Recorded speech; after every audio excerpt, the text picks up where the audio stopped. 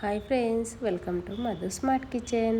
ఈరోజు మన రెసిపీ వచ్చేసి నాటుకోడి పులుసు. ఎలా చేయాలో చూద్దాం రండి. ముందుగా మనము మసాలాకి కావాల్సిన పదార్థాలు: కొబ్బరి, జీడిపప్పు, లవంగాలు, ఇలాచీలు, సాజీరా, మిరియాలు, చెక్క, బిర్యానీ ఆకు తీసుకోవాలి. కడాయి పెట్టుకొని మసాలాలన్నీ వేసుకొని స్టవ్ సిమ్లో పెట్టుకొని బ్రౌన్ కలర్ వచ్చే వరకు వేయించుకోవాలి.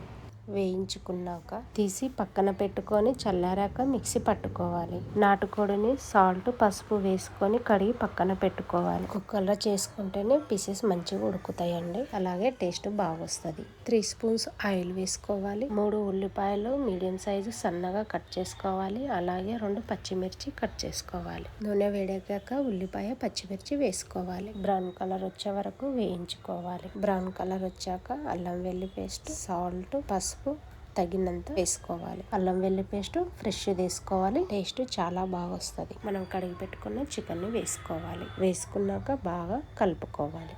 కొద్దిగా సాల్ట్ వేసుకొని మూత పెట్టుకోవాలి. 3 మీడియం సైజు టమాటాలు తీసుకొని మిక్సీ పట్టుకొని పేస్ట్ చేసుకోవాలి. టమాటా పేస్ట్ వేసుకోవాలి. ముక్కలకు పట్టేదాకా బాగా కలుపుకొని ఒకసారి మూత పెట్టుకోవాలి. మనం వేయించి పెట్టుకున్న మసాలా మిక్సీ జార్లో వేసుకొని గ్రైండ్ చేసుకొని పక్కన పెట్టుకోవాలి. తగినంత కారం వేసుకోవాలి. స్పైసీగా కావాలంటే కొద్దిగా ఎక్కువ వేసుకోవాలి. మనం గ్రైండ్ చేసుకున్న మసాలా వేసుకొని బాగా కలుపుకున్నాక 4 గ్లాసుల వాటర్ వేసుకోవాలి.